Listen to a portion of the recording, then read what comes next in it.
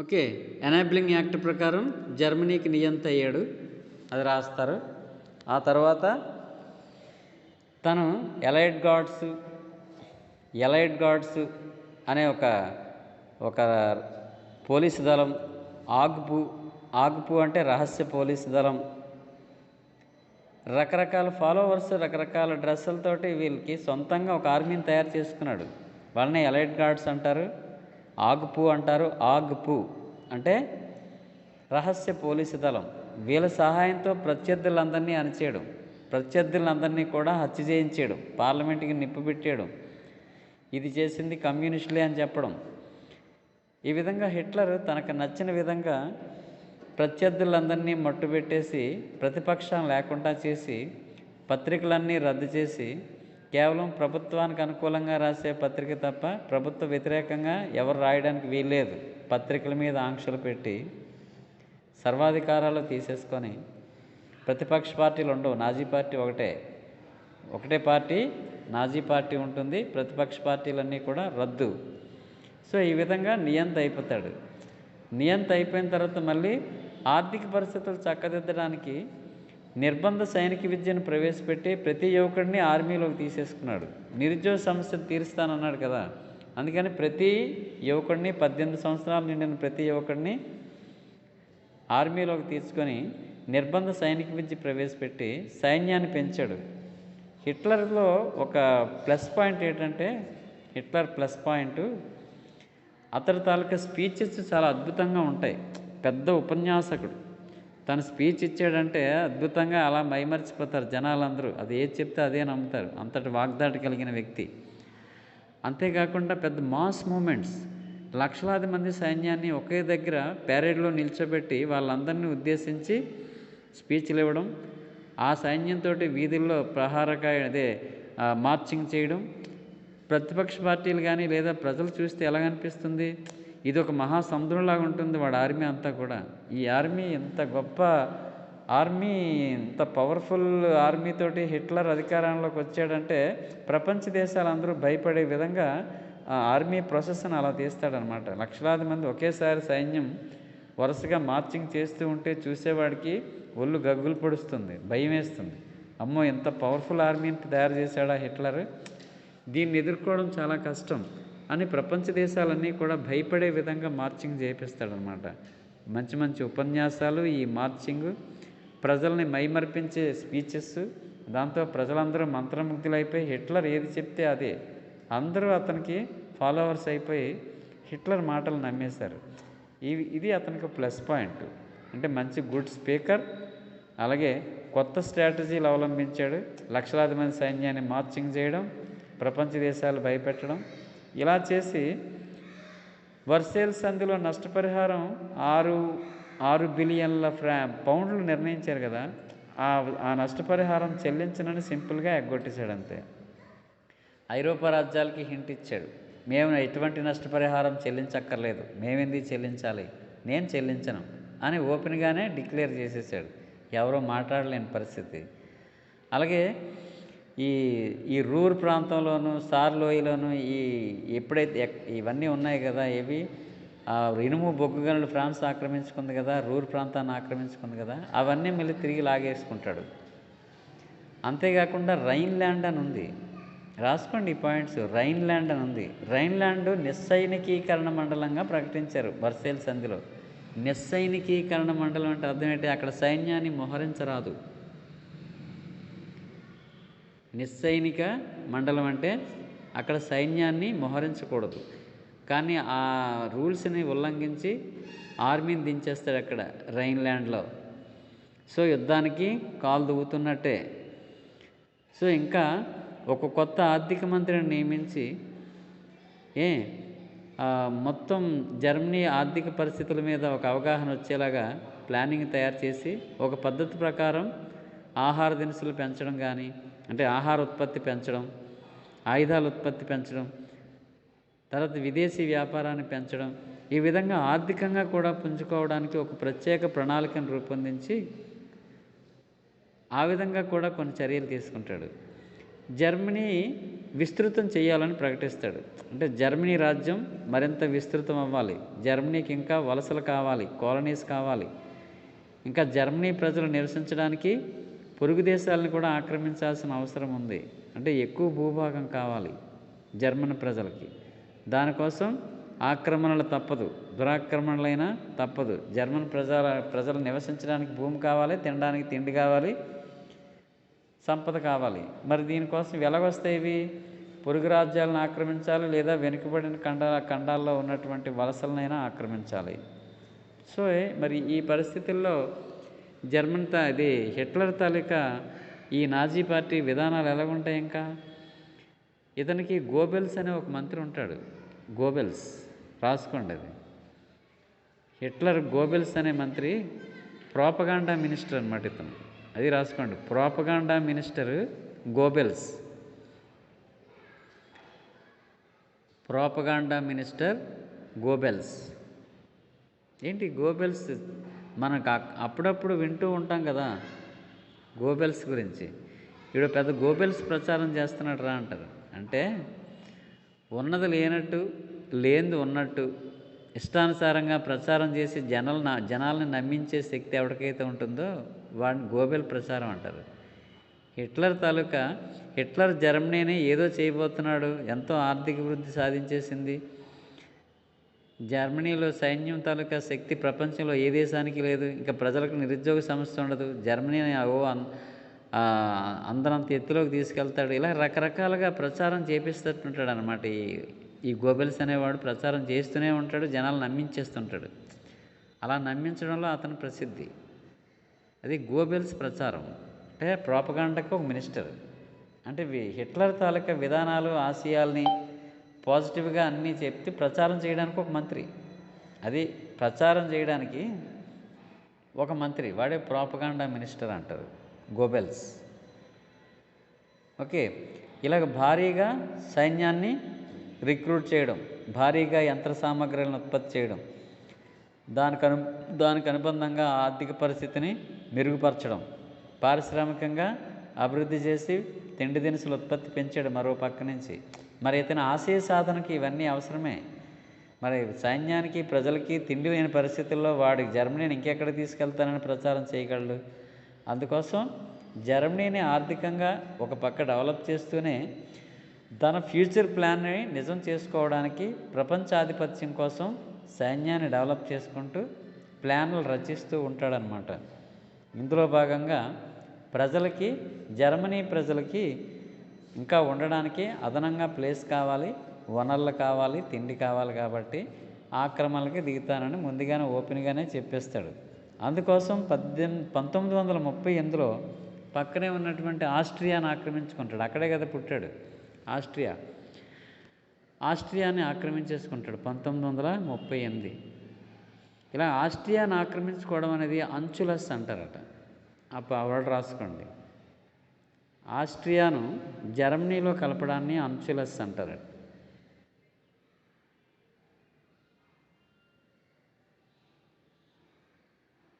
అంచులస్.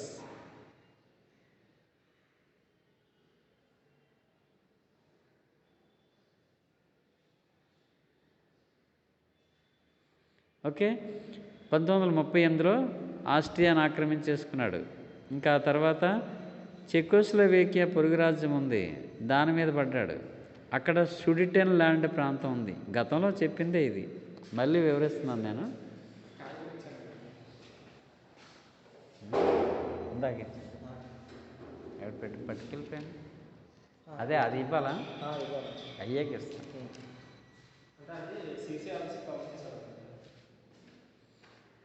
Okay, సుడిటెన్ land ప్రాంతం ఉంది.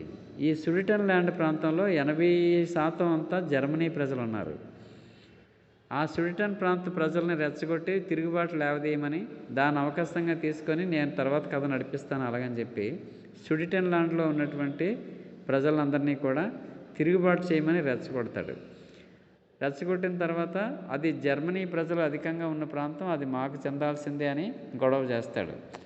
దాంతో హిట్లర్ పాలసీ, హిట్లర్ తాలూకా సైనిక సమీకరణ, ఆయుధాల సంపత్తి, హిట్లర్ తాలూకా పవర్ ఇదంతా గమనించినటువంటి ఫ్రాన్స్, ఇంగ్లాండ్ దేశాలు వీడిని సాటిస్ఫై చేసే పనిలో ఉన్నాయి. సంతృప్తి పరిచే విధానం అంటారు. అంటే హిట్లర్ కమ్యూనిజానికి పూర్తి వ్యతిరేకనని ప్రకటన చేస్తూనే ఉంటాడు. హిట్లర్ కమ్యూనిజానికి నేను వ్యతిరేకిని అంటాడు. అలాగనడంతో రష్యాకు వ్యతిరేకమని, కమ్యూనిజానికి వ్యతిరేకం అంటే రష్యాకి వ్యతిరేకమని. రష్యా అంటే మరి ఇంగ్లాండు, ఫ్రాన్సు, తర్వాత ఇటలీ కానీ లేకపోతే అమెరికా కానీ వీళ్ళకి ఎవరికీ నచ్చదు. ఎందుకని? వీళ్ళు పెట్టుబడిదారీ దేశాలు. అమెరికా, ఫ్రాన్స్, ఇంగ్లాండ్ అన్నీ పెట్టుబడిదారీ దేశాలు, కమ్యూనిజానికి వ్యతిరేకం వీళ్ళు. అందుకనే రష్యాని అంటరాని దేశంగా వదిలేశారు. 1917 నుంచి కూడా దాన్ని కలుపుకోలేదు. రష్యాని అంటరాని దేశంగాను, అక్కడ కమ్యూనిజాన్ని నాశనం చేయడానికే చూస్తుంటారు వీళ్ళు. రష్యాను శత్రురాజ్యంగా చూడడం మొదలుపెట్టారు. రష్యాలో 1917లో వచ్చింది కదా కమ్యూనిజం. లెనిన్ నాయకత్వంలో కమ్యూనిస్ట్ ప్రభుత్వం ఏర్పాటైంది అక్కడ 1917లో. ఈ కమ్యూనిస్ట్ ప్రభుత్వం రావడం వీళ్ళకి ఎవరికీ నచ్చలేదు. కమ్యూనిజంలో ప్రైవేట్ ఆస్తులు ఉండవు కదా, అంతా జాతీయం చేసేయడం జరుగుతుంది. అదే పెట్టుబడిదారీ వ్యవస్థలో ఎవడికి నచ్చినంత, ఎవడి శక్తి మేరకు ఆడు కోట్లు సంపాదించుకునే స్వేచ్ఛ ఉంటుంది పెట్టుబడిదారీ ఆర్థిక వ్యవస్థలో. అదే కమ్యూనిజంలో అది ఉండదు. అందుకని రష్యాకి వ్యతిరేకం, కమ్యూనిజానికి వ్యతిరేకం అని ఎప్పుడైతే అన్నాడో వీడు రష్యాకి వ్యతిరేకం. కాబట్టి ఎప్పుడైనా భవిష్యత్తులో రష్యా మీదకే దండయాత్రకు వెళ్తాడు, మా మీదకి రాడు అని ఫ్రాన్స్, ఇంగ్లాండ్ అనుకుంటాయి. వీడు ఎప్పుడైనా సరే కమ్యూనిజానికి వ్యతిరేకం అంటున్నాడు కాబట్టి రష్యా మీద ఎప్పుడైనా దండయాత్ర చేస్తాడు, అందువల్ల మనకి ఇబ్బంది లేదు అని వీడేం చేసినా సంతృప్తిపరిచే విధానాన్ని అవలంబించాడు. ఈ సంతృప్తిపరిచే విధానమే కొంప ముంచింది. ఈ సుడిటెన్లాండ్ ప్రాంతాన్ని ఈ ఫ్రాన్సు, ఇంగ్లాండు కలిసి, ఆ తర్వాత ముస్సోలిని కూడా అటెండ్ అవుతాడు, హిట్లరు, ఈ నలుగురు కూర్చొని సుడిటెన్లాండ్ ప్రాంతాన్ని చెకోస్లోవేకియా దేశాన్ని ఒప్పించి హిట్లర్కి ఇచ్చేస్తారు. యాక్చువల్గా ఇది చెకోస్లోవేకియాలో అంతర్భాగం. అది చెకోస్లోవేకియాని ఒప్పించి మరి ఈ సుడిటెన్లాండ్ ప్రాంతాన్ని హిట్లర్కి ఇచ్చేశారు. ఇచ్చేయడంతో తర్వాత ఊరుకున్నాడు ఏంటి, 1939లో మొత్తం చెకోస్లోవేకియా దేశాన్ని మొత్తం ఆక్రమించాడు. ముందేమో చెకోస్లోవేకియా దేశంలో కొద్ది పార్టీ ఆక్రమించుకుంటాడు, తర్వాత మొత్తం దేశాన్ని ఆక్రమించుకున్నాడు 1939లో. సో ఈ విధంగా 2 రాజ్యాలని 2 ఏళ్లలో ఆక్రమించేశాడు. ఓ పక్క చెకోస్లోవేకియా, ఇంకో పక్క ఆస్ట్రియా. ఇంకా నెక్స్ట్ 1939లోనే సెప్టెంబర్ 1వ తారీఖున పోలాండ్ను ఆక్రమించాడు. దాంతోటే కదా రెండో ప్రపంచ యుద్ధం ప్రారంభమైంది. హిట్లర్ పోలాండ్ మీద సెప్టెంబర్ 1వ తారీఖున దాడి చేయడంతో రెండో ప్రపంచ యుద్ధం స్టార్ట్ అయిపోయింది. సో పోలాండ్కి సపోర్ట్గా బెల్జియం, ఆ పక్కన బెల్జియంకి సపోర్ట్గా ఇవన్నీ దిగుతాయి. ఏవి? ఇంగ్లాండు, ఫ్రాన్సు ఈ దేశాలు జర్మనీ మీద యుద్ధం ప్రకటించాయి. ఓకే, హిట్లర్ మీద యుద్ధం ప్రకటించాయి. అంతేకాకుండా హిట్లరు జపాన్, ఇటలీతో కలిసి కమ్యూనిస్ట్ వ్యతిరేక ఒప్పందం చేసుకున్నారు.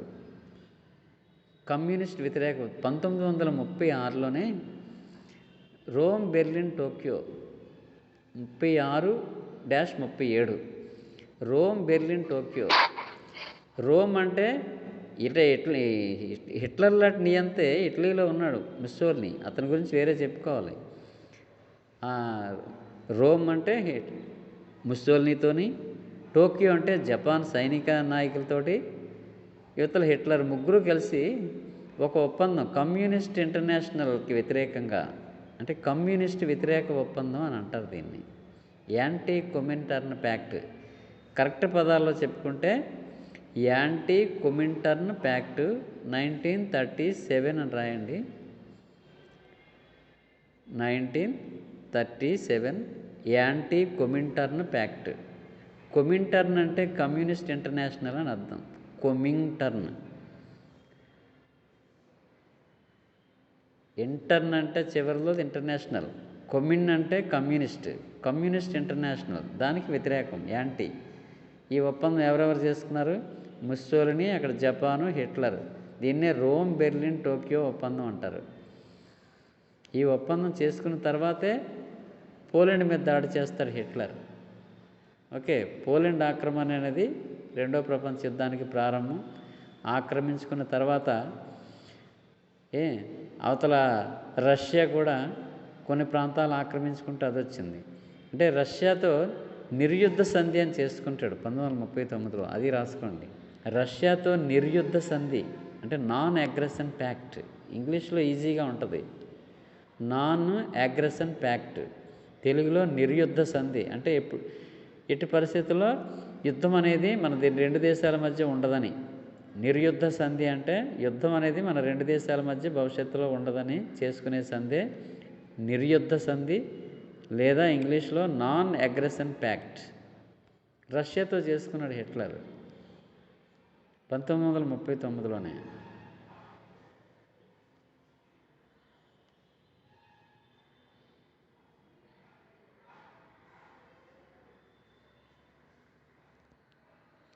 సో ఈ ఒప్పందం చేసుకోవడంతో ఇంగ్లాండు, ఫ్రాన్సు ఒకేసారి షాక్ అయ్యాయి. కారణం ఏంటి? ఇన్నాళ్ళు వాళ్ళు ఏం ఆశించారు? రష్యా మీద దండయాత్రకు వెళ్తాడు, కమ్యూనిజానికి వ్యతిరేకం అని చెప్పాడు కదా హిట్లర్. తెరా చూస్తే వాళ్ళతో సంధి చేసుకున్నాడు. అయితే ఇంక యుద్ధం తప్పదనమాట. వీడి తాలూకా ఈ యుద్ధ సామాగ్రి లేదా సైన్యము ఇదంతా మన మీద దండయాత్రకే అనమాట, ఇన్నాళ్ళు మభ్యపెట్టాడని చెప్పి వాళ్ళు సర్దుకోవడం మొదలుపెట్టారు. ఇంక ప్రపంచ యుద్ధం తప్పదని. అప్పుడు ఇంగ్లాండు, ఫ్రాన్స్ షాక్ అయ్యి తేరుకుంటాయి అన్నమాట. తేరుకొని వాళ్ళ సైన్యం, ఆయుధాలు ఒక్కో పక్క అన్నీ రెడీ చేసుకున్నారు. ఇంకా పోలాండ్ మీద దండయాత్ర చేయడంతో, జర్మనీ మీద ఈ దాడి చేయడంతో రెండో ప్రపంచ యుద్ధం మొదలైంది. సో ముస్సోలినీ సైన్యాలు, హిట్లర్ సైన్యాలు, జపాన్ సైన్యాలు ఈ మూడు ఒకవైపు, వీటిని అక్షరాజ్యాలు అంటారు, యాక్సిస్ పవర్స్ అంటారు. ఏవి? Italy, Germany, Japan, axis powers. రాసుకోండి, అది ఇంతకుముందు రాసుకొని ఉంటారు, చెప్పాను. ఒకళ్ళిద్దరు రాసుకోకపోవచ్చు. యాక్సిస్ పవర్స్ అంటే ఏవి? జర్మనీ, ఇటలీ, జపాన్, ఇవి యాక్సిస్ పవర్స్. ఇవే రోమ్, బెర్లిన్, టోక్యో సంధి అన్నాం కదా. అంటే వాటి రాజధానులు. రోమ్ అంటే ఇటలీ రాజధాని, బెర్లిన్ అంటే జర్మనీ రాజధాని, టోక్యో అంటే జపాన్ రాజధాని. అందుకనే రోమ్, బెర్లిన్, టోక్యో సమావేశం ఒప్పందం. ఆ దేశాల రాజధానుల పేరుతో రోమ్, బెర్లిన్, టోక్యో అంటే. ఓకే, ఈ మూడు సైన్యాలు అదే యుద్ధంలో ప్రారంభంలో చాలా విజయాలు సాధిస్తారు. ఎవరు? హిట్లరు, ముస్సోలినీ, జపాన్ కూడా అనేక విజయాలు సాధిస్తారు. 1942 వరకు విజయాలే వీళ్ళవి. అక్కడి నుంచి మళ్ళీ టర్న్ అయిపోతుంది. హిట్లర్ చేసినటువంటి గొప్ప తప్పిదం, పొరపాటు ఏంటంటే, హిట్లర్ చేసిన గొప్ప తప్పిదము రష్యా మీద దండయాత్రకు వెళ్ళడం. రష్యా మీద 1941లోనే రష్యా మీద మళ్ళీ మొదట్లో నాన్ అగ్రెషన్ ప్యాక్ట్ చేసుకొని రష్యాను ఓడించినప్పుడే కదా నిజమైనదని, సువిశాలమైనటువంటి విశాలమైన రష్యా భూభాగాన్ని ఆక్రమించుకుంటే జర్మనీ కరువు పోతుందని చెప్పి రష్యాను ఆక్రమించుకోవడానికి సైన్యాన్ని 5 లక్షల మంది సైన్యాన్ని పంపిస్తాడు. సో ఈ సైన్యం రష్యా అంటే ఉత్తర ధ్రువం వరకు ఉంటుంది కదా, అక్కడ చలిలో ఈ రష్యన్ సైన్యాలన్నీ కూడా ఆ మంచుకు కరిగిపోయింది సైన్యం అంతా కూడాను. ఆ మంచులో తట్టుకోలేక, సరైన డ్రెస్సులు పట్టుకెళ్ళక, సరైన ఆహారం లేక సైన్యం అంతా నిర్వీర్యం అయిపోయి చెట్టు చివరిలో 1,00,000 మంది సైన్యంతో జర్మనీ సైనికాధికారి లొంగిపోయాడు. జర్మనీ సైనికాధికారి లొంగిపోవడం జరిగింది, మొత్తం ఓడిపోయింది. హిట్లర్ సైన్యం అంతా నష్టపోయింది. హిట్లర్ సైన్యం అజేయుడు లేదా వీళ్ళకి ఓటమి ఉండదు హిట్లర్ సైన్యానికనే ఒక నమ్మకం ఉండేది. ఈ దెబ్బతోటి రష్యాలో ఎప్పుడైతే ఓడిపోయారో ఇక మరి మిగతా వాళ్ళందరికీ కూడా ఆత్మవిశ్వాసం పెరిగింది. జర్మనీ సైన్యం అంతా గొప్పదేమి కాదు, రష్యాలో ఓటమి పాలైంది అని తెలిసి వచ్చింది. అంటే 5 లక్షల మంది సైన్యాన్ని కోల్పోయాడు హిట్లర్. ఇంకా దెబ్బతోటి బలహీన పడిపోయాడు. ఓకే, ఇంతలో అమెరికా కూడా ఈ రెండో ప్రపంచ యుద్ధంలో చేరింది. దానికి కారణం జపానే. జపాన్ హవాయి దీవుల్లో ఉన్నటువంటి పెరల్ హార్బర్ మీద దాడి చేస్తుంది, అనవసరంగా దాడి చేస్తుంది. పెరల్ హార్బర్ అనేది హవాయి అనేది అమెరికా సంయుక్త రాష్ట్రాల్లో ఒక రాష్ట్రం. అది ఆ హవాయి దీవుల్లో పెరల్ హార్బర్ అనేది వాళ్ళకి నౌకాశ్రయం. ఆ నౌకాశ్రయం మీద జపాన్ దాడి చేసడంతో వేలాది మంది చనిపోయారు అక్కడ, అమెరికన్ పౌరులు. చాలా నౌకలు కూడా ధ్వంసం అయిపోయాయి. దీంతో అమెరికా జపాన్కి వ్యతిరేకంగా, అదే జర్మనీ, జపాన్, ఇటలీకి వ్యతిరేకంగా అదే అమెరికా కూడా యుద్ధంలో దిగిపోయింది. ఓకే, అది పెరల్ హార్బర్ మీద దాడి చేయడం. అమెరికా ఎప్పుడైతే మిత్రపక్షాల వైపు అంటే ఇంగ్లాండ్, ఫ్రాన్స్ వైపు చేరాయో వీళ్ళ బలం పెరిగింది. వీళ్ళ బలం ఎప్పుడైతే పెరిగిందో వాళ్ళు బలహీనపడ్డారు. ఇంకా ముస్సోలినీ, హిట్లరు ఓటమి దిశగా ప్రయాణం చేశారనమాట. ఇంకా అక్కడి నుంచి వీళ్ళదే పైచేయి అయింది. అయితే రెండో ప్రపంచ యుద్ధ కాలంలో హిట్లర్ చేసినటువంటి అకృత్యాలు అన్నీ కాదు. అంటే అమానుషం, చాలా దారుణం. ప్రపంచంలో ఎవడూ చేయలేనంత పాపం చేశాడు. దారుణంగా జర్మనీలో యూదు ప్రజల్ని ఊచకోత కోసేస్తాడు. యూదులు అనేవాళ్ళు వీళ్ళ వల్లే మొదటి ప్రపంచ యుద్ధంలో జర్మనీ ఓడిపోయింది, వీళ్ళు దేశంలో ఉండడం అరిష్టం అని చెప్పి యూదు జాతీయుల్ని 6 మిలియన్ యూదు జాతీయుల్ని చంపేశాడు.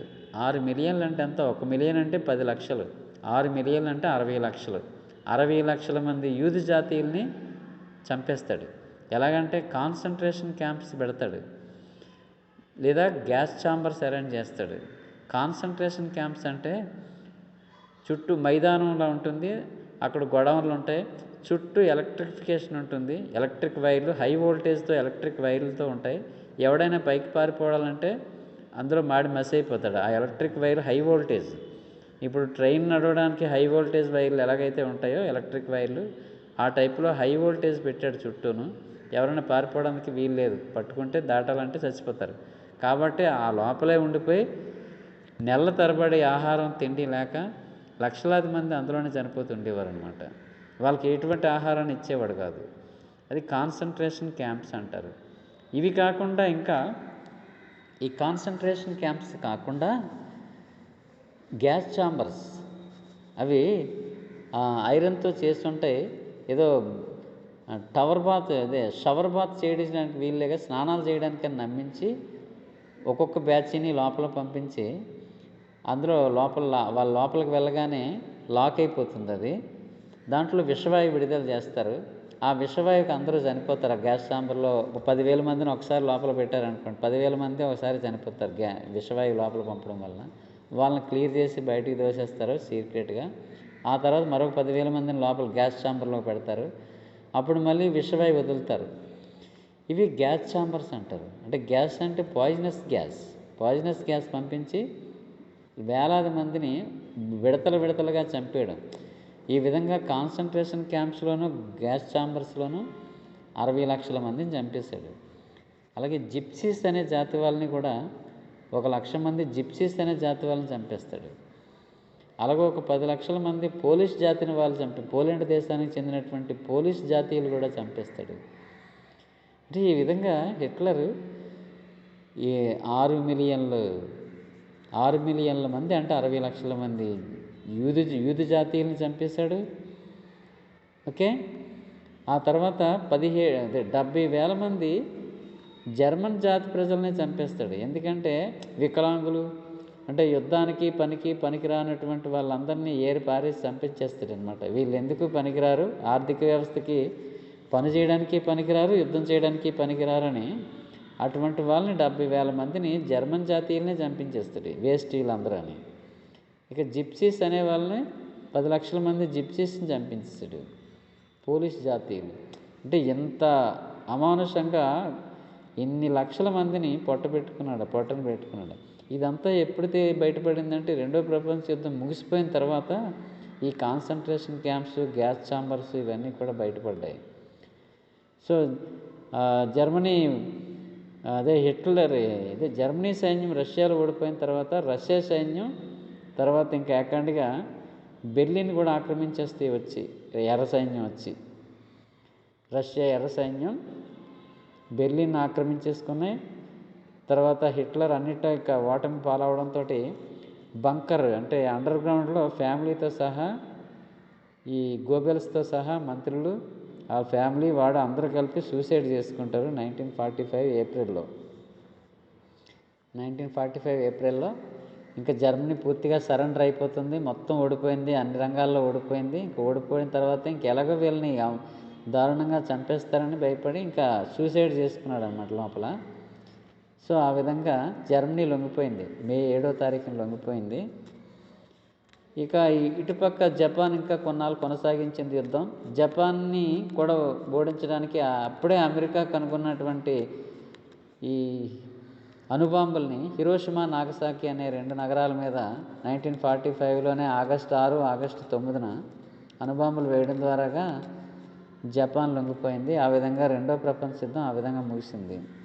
సో హిట్లరు ఇన్ని అకృత్యాలు చేశాడు. అధికారంలోకి రావడమే కుట్రలు కుతంత్రాలతోటి వచ్చాడు. వచ్చిన తర్వాత అతడు అవలంబించిన విధానాలు కూడా అన్యాయంగానే చేశాడు. రెండో ప్రపంచ యుద్ధానికి హిట్లరే ప్రధాన కారకుడు అవుతాడు. ఇతనితో పాటు ఇంకా ముస్సోలిని, జపాన్ ఉన్నాయి, కానీ హిట్లర్ ప్రధానం.